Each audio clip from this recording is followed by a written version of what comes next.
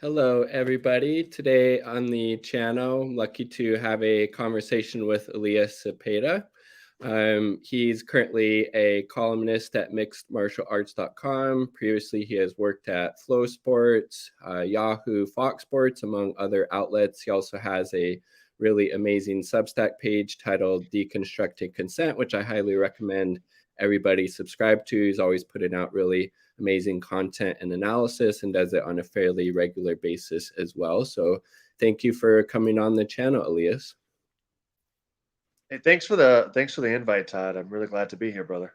Awesome. Awesome. Well, one of the reasons I wanted to have you on was to have a conversation about one of your Substack articles titled Unworthy Victims and Sheepdog Leftism. And one of the things you kind of talked about is how some people on the left, in air quotes, were, kind of trying to defend the actions of Kyle Rittenhouse, and just you kind of pointed out how that's problematic on a lot of levels. So I just wanted to have you kind of speak on that.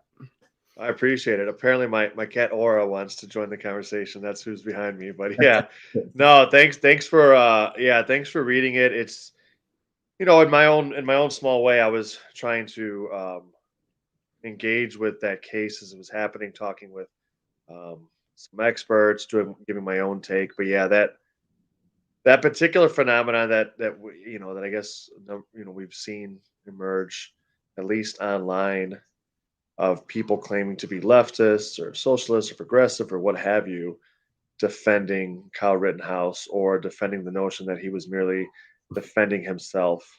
That in particular is alarming and strange to me. Yeah. Yeah, and it seems, I mean, Jimmy Dore in particular, I mean, I think he has some good opinions and analysis on some things, like calling out U.S. imperialism.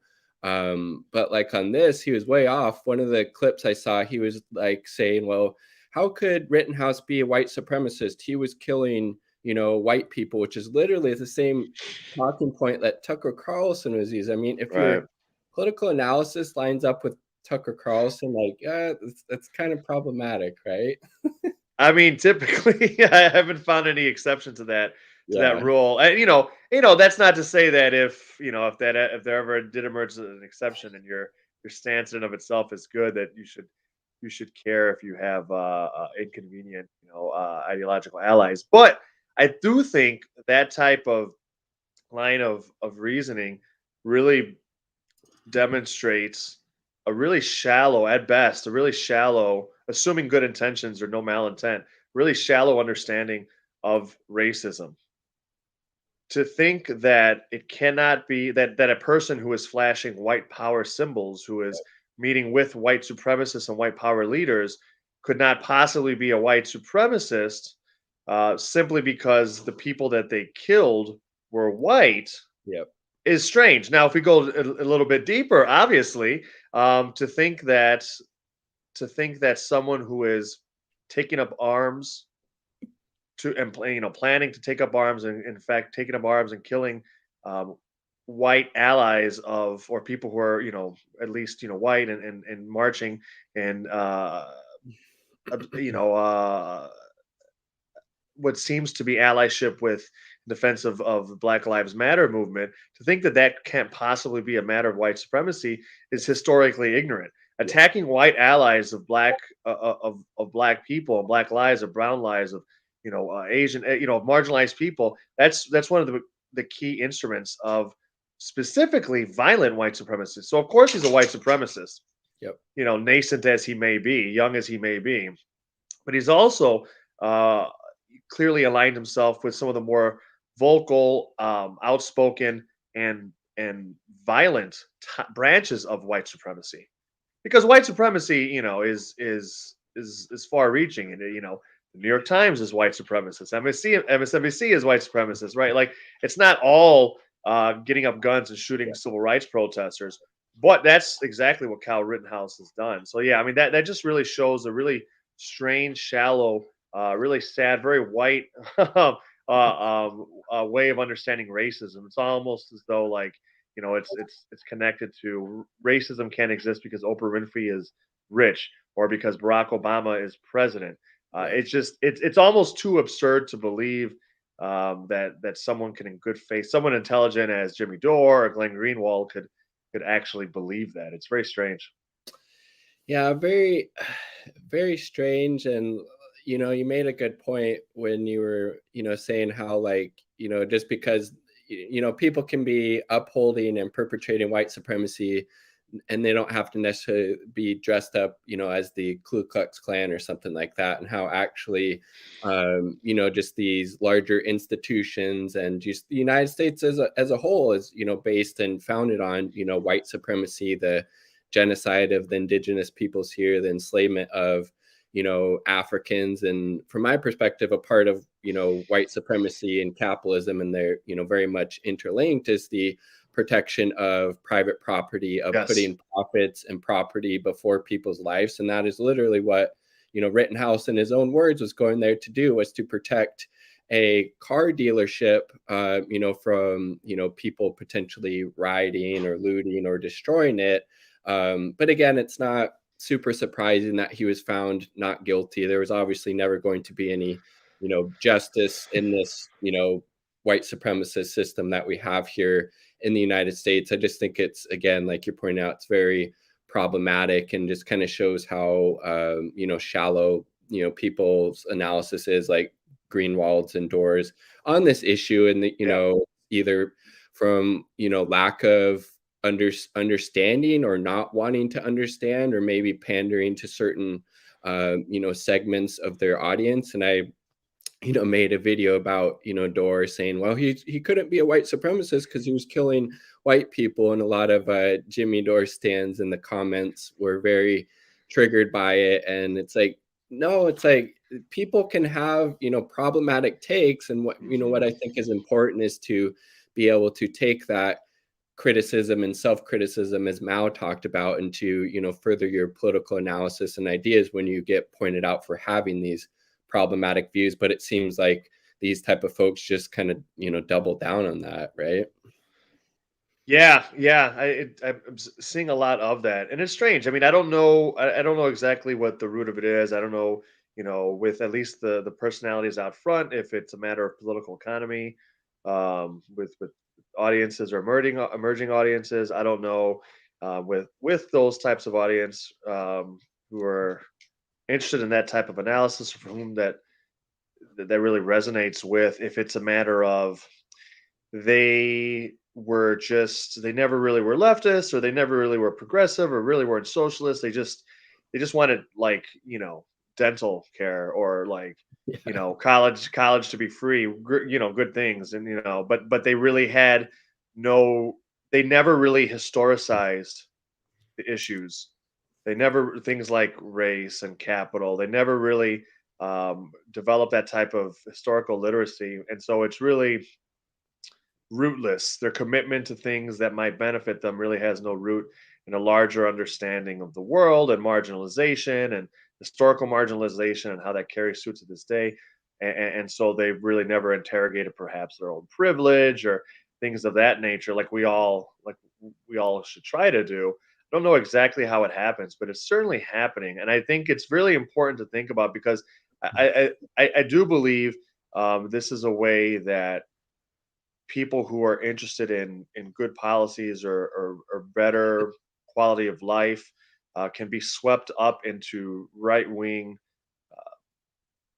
really pernicious movements. I think you can be in favor of all sorts of social welfare, and still end up advancing coups abroad, and Hindu nationalism that's trying to do a genocide against Muslims in India, like Tulsi Gabbard. Or you can still, you can be critical of non Rupert Murdoch owned corporate media, and be really suspicious, and still end up, using very bald white supremacist language, like a Tucker Carlson viewer, or things of that nature. You can be just in some ways an incredibly brave, with so much skin in the game, journalist, who has uncovered some of the the biggest scandals and had such positive impact in the last 20 years or so,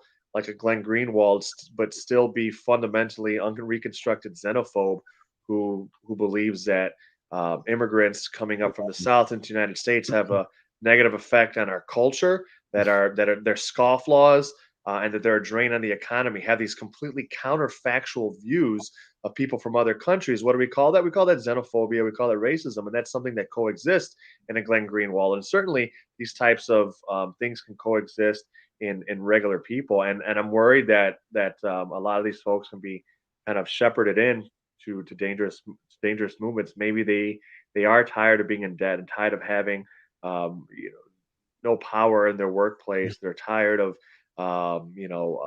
no health care, but it doesn't mean that those things make you a progressive. You can be scared of all those things and still end up blaming immigrants, or end up blaming leftists or communists or activists and become a Nazi. Literally, right? Like, if you have an understanding of history, those things can happen. When we're at a point right now, in I think globally, where we can go in one or two directions, just like in the first quarter century of the 21st century, the 20th century, excuse me. We can go in one or two directions, and it's really, really important that we have an ideological commitment to things. Um, if we really want to say we're leftists, or we want to say we're humanists, or things of that nature, right? It's not just infrastructure or healthcare. For a lot of the Third Reich's reign, they had great employment and great healthcare and great infrastructure projects, and but that's not socialism. That's not, you're committing genocide, and you're trying to start an empire. So yeah, I see a lot of this happening, and it's really scary, and it's happening in small groups with good people who we can assume mean well, and it's a really misleading thing.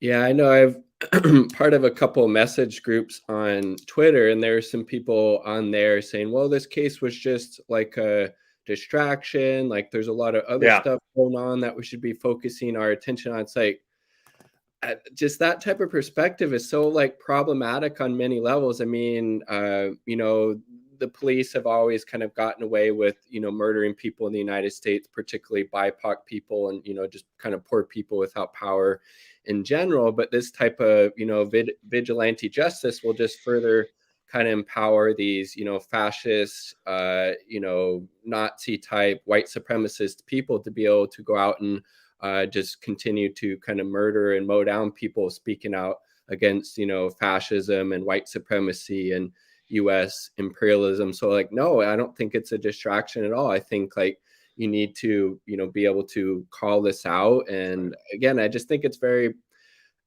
just so problematic. And it's like, yeah, it's just wondering like, what is the root cause of people that, claim to be on the left or progressive or socialist or communist to, be defending somebody who is out there, upholding white supremacy when people were rightfully in the streets, pissed off at that cop in Kenosha shot, Jacob Blake, in the back. Rittenhouse wasn't out there, pissed off, even though he claimed, obviously bogusly, to support Black Lives Matter. He was out there trying to protect, a goddamn car dealership because he was more worried about that than a cop, shooting somebody in the back for, the crime of being, a Black person in, the United States of amnesia. But sure. yeah, I just think it's like, just it's very problematic that people on the left, again in air quotes, were siding with Rittenhouse and trying to justify it as some form of like self-defense or something like that, when you have Crystal Kaiser, who killed the trafficker who had been raping her and sex trafficking her, along with I think 10 or 12 other Black girls. Like she got convicted of that, but she was Right. kind of fighting back, and Kyle Rittenhouse was upholding white supremacy. So of course this white supremacist justice system we have in the United States, he's a free person right now. And again, yeah, I think it's a point well taken what you're talking about.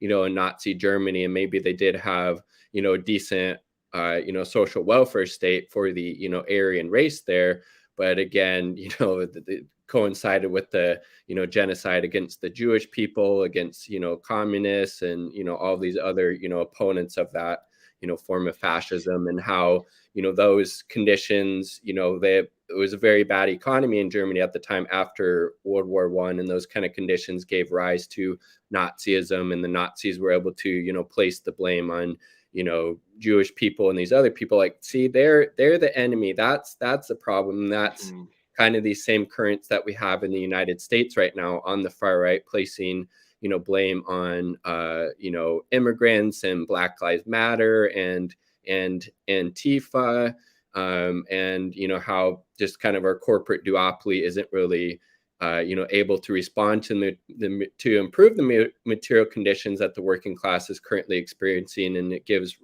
rise to more of these white supremacist nationalist currents, and it's like, what can we, I guess, do about that, Right. on the left, right, to combat this kind of xenophobia and racism. Yeah, no, and I think we there's obviously American examples, times where at least a lot of boon times, or at least big help times for white America. Let's say the New Deal, that recovery, which it wasn't for Everybody. yeah, it wasn't for everyone. Let's Yeah. talk about the late 50s, early 60s, when, or any period of time, let's say late 60s, any period of time where the quote unquote economy, and maybe even the quote unquote real economy, with overall employment and real wages, and the power of the dollar and things of that, were at all time highs. Did that lessen racism? Did white people having it better than they've ever had make them less racist in the 60s? No, it did not. Because now you're afraid of losing what you have, right? So if we don't, these class reductionists that say everything is a distraction, that even looks at the specter of race and how it is inextricably tied to capitalism.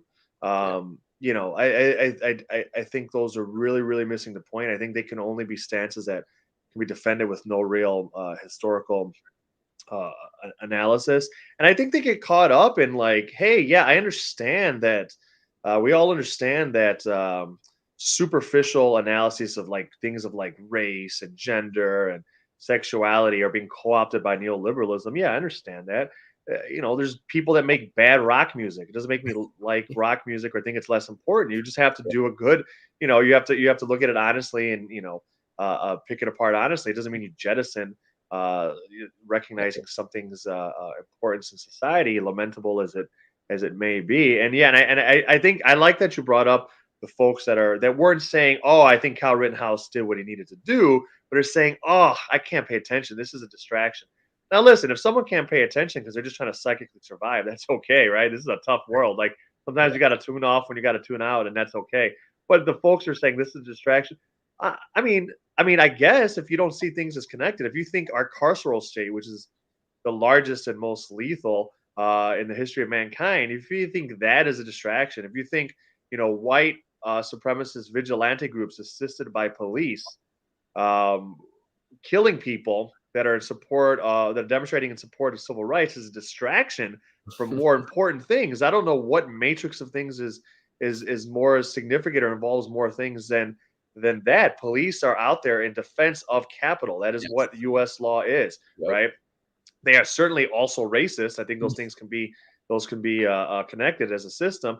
Since when do disparities along class and race lines in sentencing, or any process in the so-called justice system, since when are those distractions? And especially if we look at the context right now, we have city after city, county after county, state after state making demonstration and free speech illegal, Yep. making it legal to run over people that are demonstrating. If you don't see the urgency of the moment for for discussing how people who are demonstrating for civil rights shouldn't be mowed down in the streets, I don't know what issue is more. I don't know. I'm not sure what issues are like so important that deserves no credit. I think it's strange. I think I don't know, and this is totally unscientific. I feel a lot of times people are trying to pay the people that might might not be malevolent, are they're trying to play some like political operative, like consulting game in their head. Like, oh, this isn't a winning battle. We've got to Yep, pick our yep, battles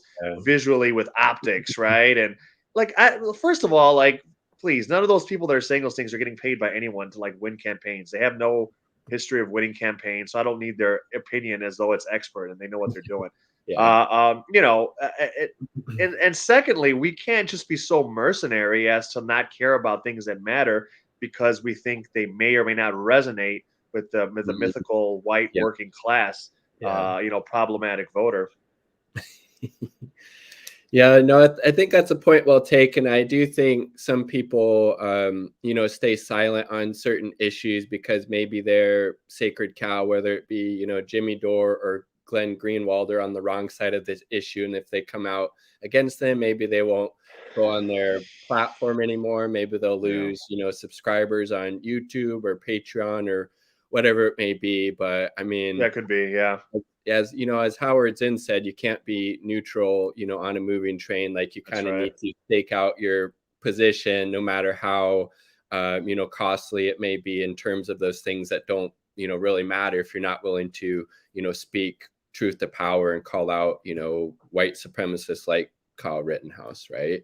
Um, and I also think it's interesting. Yeah, you brought up the mythical white working class, and that makes me think of some people who claim to be communists or Marxist Leninists and anti-imperialists, but they also say they're American patriots, or they believe in proletarian patriotism.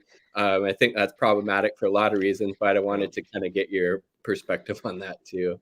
yeah. I've noticed that. Like, some of these kids I've just become aware of. Uh, Recently they're like really successful and stuff with this stuff online, and I only became aware of them because I'm hearing about this stuff, like that guy, the young guy Jackson Hinkle and stuff. Yeah, With people are asking him, hey, you got you have this like flag behind you in your show, and now listen, like, he's, I don't know, I someone told me he's like 21, so I'm not here to like condemn someone for a view yeah, they have, then maybe he's further along at 21 than I was then, and that's all that's fine. But I do think I do think I see a lot of that. I see when I read a little bit about like some of his defenses, and I feel a lot of that is like, we've got to connect with regular Americans, and if yeah, we are not patriotic, we'll never get them to come along on these other issues. And that's, I mean, that's just absurd. Like, there's no socialist issue that, like, if you frame it as what it is materially, people, majority of Americans don't want. yeah, You have to overcome ideological barriers and certain vocabulary and filters in the media and all sorts of other stuff. Fine, but we don't, to say that like we need to have the best Fourth of July parade ever in order to convince people to to sign up for healthcare is, I think it's a little bit absurd. And also, I do think it's okay. Like, if someone, if symbols are interesting, right? If a symbol means something positive to someone, I'm not really out to like pick at them, whether they're like, I don't know, a refugee and the American flag means something really great to them and their family. I'm not going to show up and knock on their door and like bother them about it with my contrary opinion. I don't care.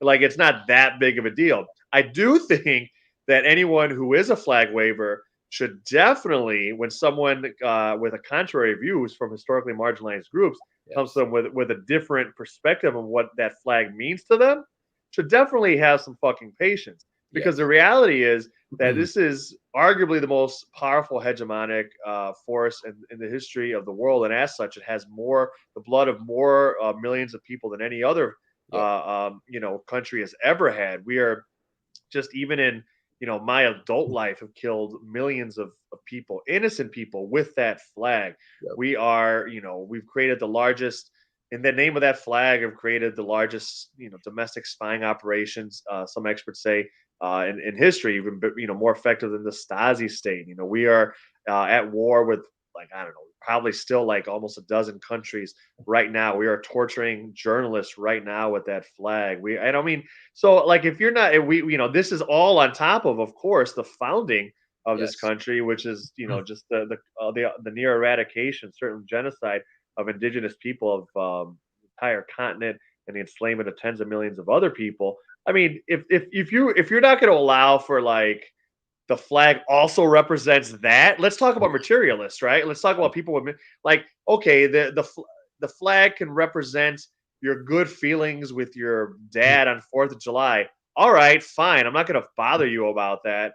But if you're but if you're not going to allow for a material analysis of what has been done in the name of that flag with that flag waving, then you're not a serious socialist. You're not a serious communist. That's absurd. If you think you have some like winning battle, if you think you're gonna organize, you can't organize the local poultry factory without being a patriot, and you have some tactical plan, fine, I guess go for it. But as a philosophical thing, as an examiner of like history and what things mean to the most people, I think it's important to realize that that flag means devastation and genocide and slavery, and incarceration to more people than it has ever meant freedom for. Yeah, 100%. And, if people are claiming to be socialists or communists, like that's a big part of that is having a international perspective and Right. lens, as you pointed out, like, the US is, continuing to try to overthrow and starve people in Venezuela, Cuba, Nicaragua, North Korea, Syria, Iran, etc. What do you think the American flag represents to like those people? It Right. represents death, destructions, drone strikes, invasions, occupations, propping up these brutal dictatorships, and same things within the imperial core here in the United States, as you pointed out. I mean, to all these marginalized and historically oppressed groups, like it doesn't represent a whole lot of freedom. The land of the free, we're the biggest carceral state the world has ever known, as you pointed out. And again, it's a very, anti-materialist perspective. And I Mm. feel like a lot of people that, claim to be, socialist communists and also identify as American patriots, they're, being very anti-Marx in their perspective, and not they're viewing the world as they want it to be, not how it actually is. And scientific socialism is all about viewing the objective reality how it is, analyzing the material conditions as they are. And then also I think you were kind of talking about this as well. It's like that kind of juvenile perspective, like, oh, if we can't identify with the American flag as being American patriots, then the working class, particularly the white working class, is going to be turned off by our message. It was like, well, are you saying like they're so like stupid and ignorant they couldn't be educated why this issue is maybe problematic, particularly to these groups who have been historically oppressed, murdered, genocided in the United States? And I saw, yeah, one of these, people who identified as a communist, they had a panel about this discussion, or they called it a debate, but everybody agreed on the topic, which I found was pretty interesting. Just like this, echo chamber having their same views parroted back to each other. So like, oh, that's not really, a debate, which I found pretty interesting. But again, also like how you kind of added nuance to it. If people, identify with it on the 4th of July, or, migrants to this country see it as, a sign of, their, freedom or whatnot, then that's good. But also have that, other side of it, that it also represents these other things to, a lot of people, both, here in the imperial core and, outside of it, particularly in the global South, right? Yeah, absolutely. And I think, I think you're right that I don't think there's any particular prevailing um conclusive evidence to show that like people are just inherently jingoistic, and if we don't appeal to them at a nationalistic basis, that there's just no way that we can get them to want things that they already that are just in their interest. I don't see any reason. It's like people that's accepting capitalistic logic to me. It's like people that think that wanting like the urge for profit is just human nature. I don't see any. I don't see that. I don't see that argument as being convincing. If it was human nature, they wouldn't have had to have invented an entire industry, the advertising industry, the 20th century, to convince us that we need a certain brand names or that things of that nature. So I think a lot of these notions are misguided, and they actually accept capitalistic logic without realizing it. And I don't know if it's because they're just different. Maybe they're just, I don't know, whatever they call themselves, just social democrats or something, and that's not, something else. I don't know. I don't think, and there's obviously a diversity of opinions, right? There's socialists that historically and present day don't want to think internationally. Okay, Mhm.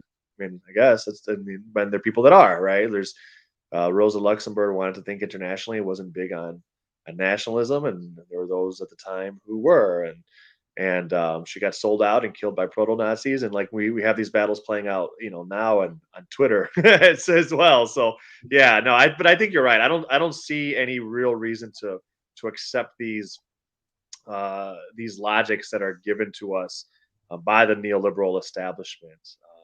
We we want to fight for different things, but we're going to fight with the same suppositions Mhm. that are handed to us by the establishment. I don't think that's necessary, and I don't think it also can ever be liberatory. I think we need to think we a utopian imagination is important, not just with like Yes. outcomes, but Yes. it's also important with how we even frame the world and understand human reasoning and humanity itself. And if we don't have a different conception of humanity and the human capacity to think abstractly or think concretely, both of those are important, then I don't see how we can get to a different ends. I think part of the limiting imagination that we've been forced to adopt with these coercive, repressive structures and systems now being like basically capitalism Yeah. and racism is Mhm. is not just like about what we can and can't have materially, but about who we can and can't be, who we are and are not as human beings. So I think we need to reevaluate what we as human beings are even capable of thinking about if we're going to be able to have any possibility of changing outcomes. Yeah, I think that's very, very important point you make about being able to expand our imaginations. I forgot who said it. I think Ursula something. Sometimes it's easier to imagine like the end of the world than the end of capitalism, right? And being Yeah. able to, yeah, and expand our imaginations for what's possible is super important, particularly as the material conditions continue to get worse and worse. But just as an anecdote, like my dad, he's I think turned 60 years old this year, and definitely to the right of me, on the political spectrum. But even he was saying that, sometimes he gets like disgusted about the, American flag and doesn't see it as, something that we should be kind of Mm, upholding or as something positive. And this is coming from somebody that, usually votes like Republican. So if like he's able to like understand that, I think, a vast majority of people would be able to come to that, same conclusion, right? And just how like through political like education, unless we really think everybody is just stuck in their ways and ways of thinking and analyzing the world. I just don't think that's true, because I mean, I could think back 5-6 years ago, maybe a little bit more, like I was like a liberal, just like vote Democrat, that's how we get good things done. It's like, no, like political analysis expands over time through different inputs. So I'd be kind of curious, just to hear about your kind of political, trajectory and how you came to kind of have the political analysis, and insight that you do now. no, you make good points, and yeah, let's see. I'll try to do my best to a little of that in summary. I guess I in my home and as a kid, we always discussed politics, even explicitly, right? Especially with my father, I could even remember being like 4 or 5 years old and watching the Sunday morning political shows with him, and then talking about things and reading periodicals he would get, whether it was a newspaper or magazines, and talking a lot about electoral politics and talking a lot about policy. My father, Roberto, he worked just about all his life in social service of some Okay. form. He was a Chicago public school teacher. After he was a minister and head of a like a nonprofit organization. Did a lot of things like after school tutoring and food insecurity issues and stuff. But then he worked at social service organizations like the Boys and Girls Club. So public policy, always affected directly like the things he was doing, like funding for his kids' programs and stuff like that. So he was always connected to that. He had to always try to do lobbying to get funding and be aware of that. So we were always talking about these things, and um, I think we pretty much were liberal and progressive in that sense, and always evolving. And I think I was certainly in the vein like you were talking about of just being like a liberal Democrat and saying, you got to be pragmatist. This is the best you can do, and incrementalism and stuff like that. And I feel I look back. This is all poorly formed, right? Because I haven't thought about this too explicitly, but relation to myself. But I think in my age, so I was born in 1983. I think I was at my age, like we were basically sold on like, hey, the big shit has been taken care of, right? Like, and now we can move on. Like we can move on to some other issues, but fundamentally, we're headed in the right direction on everything. Even with like climate stuff, it was like, all right, but we know what to do. Let's all just take individual action and Yeah. recycle some stuff or whatever, technocratic solutions, or like racism is headed in the right direction towards eradication because we're having more, people of color or women or queer folks in positions of power. And so I feel like somehow, some way I internalized the notion that big issues have been taken care of, and at least that we were on the history was on that arc, on the ascension towards the arc of of justice. That and I realized obviously that was a lie. Like we were being told that as things were collapsing in really acute and rapid ways, and I think that has become more and more clear to me as I watch on like the national electoral scene, or as I watch more and more of the Democrats just take sides that are completely indistinguishable to me from conservative Republicans. They look at their funding sources as veritably indistinguishable, and issues from free speech to women's rights to healthcare to employment to just financialization of the world, all sorts, to immigration to war. I mean, it's all fundamentally the same, and that became more and more clear to me. I think probably I'd say in the last like eight 8 years or so. And I think a lot of it happened to with we're in the workplace as a journalist, being surrounded by people who largely describe, would think of themselves as liberal and progressive and all that stuff.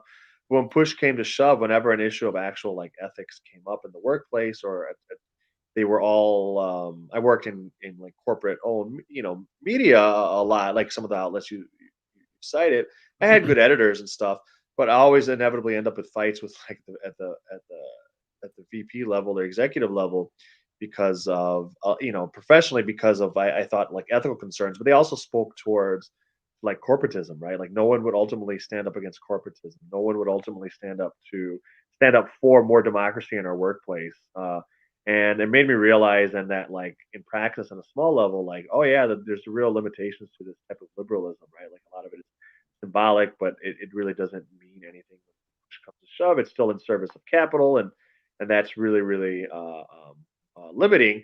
And then meanwhile, we see explicit racism and explicit cruelty kind of make a resurgence as neoliberalism gives way, because it also, fails people, and then you see the ascension of like people like Trump, who are even more vocal in their racism and racist language than a Hillary Clinton or Joe Biden, which is saying something, because Hillary Clinton has always used explicitly racist language, Yeah. and Joe Biden has always used explicitly racist language, and others, even other non-elected people like Ruth Bader Ginsburg. I mean, Justice Ginsburg seemed incapable of talking about race and class for more than 10 minutes without sounding awful. Whether it's about eugenics style, like procreation concerns of the wrong people having, procreating, or not hiring, black clerks, or any of these things. So in any case, I think that started really turning me to be more and more radical. And as I started trying to realize, like, okay, I I have had good editors, and I'm fundamentally and like over the I started writing for a living in 2006. And like I fundamentally have been able to move in a direction where I'm able to write about the things I want to write about and the way I want to write about it. Oftentimes I have to have these battles and fights for it, but I get it out there, and I'm getting it out there to a really large audience. So a lot of these outlets were international, English language, but international. So that's good. But ultimately realizing you hit these walls when you're not independent, and that had a radicalizing effect on my politics overall, as well as I started looking for opportunities to be more independent professionally. It started, I think, changing the way I viewed politics and trying to see more outside of the electoral political paradigm, and seeing that maybe, and listen to people and reading people like Chris Hedges, Hmm. who's saying, anything but direct action, which is varied and diverse in and of itself. Anything other than direct action right now is pretty much, has no hope of affecting change. Like, I started becoming more sympathetic to those arguments, I think, over time, to over the last probably like 5 to 8 years. So yeah, it's been a change. I think I was raised pretty liberal, which was a testament, I think, to my parents too, because I think, mentioned my dad was initially a minister. I didn't realize till later that, like, the seminary he went to and the denomination he went to was a really, this is like a religious fundamentalist group, right? They just, by and large, he just didn't preach it that way, right? And that was not, he never turned anti-intellectual, and I think he also moved beyond it, which, like, credit to him, right? So like his own profession, he moved beyond it, his own thinking moved beyond it, and so I never had a real accurate sense of that. So I think, yeah, I was put on a good trajectory to, like, not just like, oh, this is, we have perfect politics, but we have, fundamentally, we have politics that try to care about people, and we are looking to make our own politics better and really interrogate that. But yeah, I definitely think I've been radicalized. I was definitely an Aaron Sorkin West Wing, a pragmatist that would my heart would soar at the right moments in the score of the show, and I would be frustrated when, we'd have to make, the characters would have to make some type of um, consolation or compromise, but I thought ultimately this is the way to go, and I'm definitely not there anymore. So yeah, I don't know. That's a sloppy answer, but I'm just thinking about it because I haven't thought about that too much explicitly. Yeah, no, thank you for sharing. And yeah, I think more and more, people are kind of having that realization that you can only get so far with, electoral politics and, liberalism. And a lot of people that were, we got to vote the, orange Cheeto man out, are kind of, back to brunch and aren't really calling out any of this, the same things that Biden is doing, the, That's right. level of massive, deportations, how, still hundreds of thousands of people have died from the, pandemic, the, US imperialism, and, kind of the list goes on. And, I guess, the lesser of two evils, you're still going to end up with evil. And I just kind of see, the Biden administration as being, Trump 2.0, but with liberal, messaging, a few small tweaks here and there, but by and large, still, serving, white supremacy, both internally and abroad, and still just, serving, capital in general. And I don't want to take up too much of your time. I was just kind of curious about what Yeah. your kind of writing process looks like. And it seems like you're almost, putting out content every day on your, Substack page. Yeah, no, thanks for asking. It's something that's changed a lot. Like, so, like, when I for over a decade, and I was doing news reporting and working around the news cycle, and a local, I would cover politics and general affairs on a local level when I would work at, like, newspapers here in Chicago or magazines and stuff. But at a national, international level, it was usually around sports and stuff like that. Okay. At that point, you're writing sometimes, or editing. Sometimes when I was only an editor, you're writing like 5 stories a day, and they might vary, widely, right? But you've got to get stuff in, and then I would try to fit in my long form things. So you'd have a mix of processes. You've got, You got your check-in in the morning. What's the newsy stuff? Can we get our spin on it? Do you have any original reporting that we can turn in that's ready to go into its own feature? There's something pop up that's breaking. There are events coming up that we have like kind of mid-range plans around, and then are there long-form features that I've been working on that that I need to chip away at, and we kind of mix that.